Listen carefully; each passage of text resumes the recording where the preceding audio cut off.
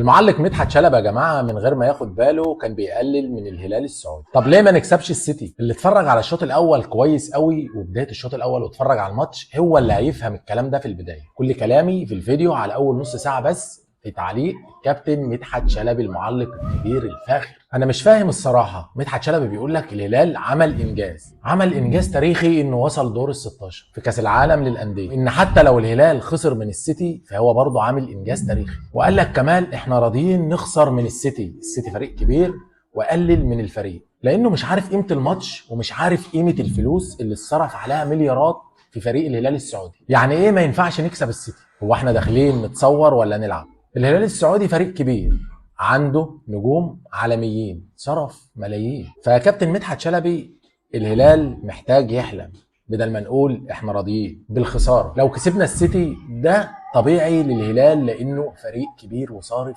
مليارات. يا كابتن مدحت شلبي مفيش حاجه اسمها مستحيل في الكوره، خلي الطموح دايما عالي مش دايما نرضى بالقليل. قولوا لي في الكومنتات انتوا شايفين الهلال يقدر يعملها ولا هل فعلا كلام مدحت شلبي بيقلل من الفريق؟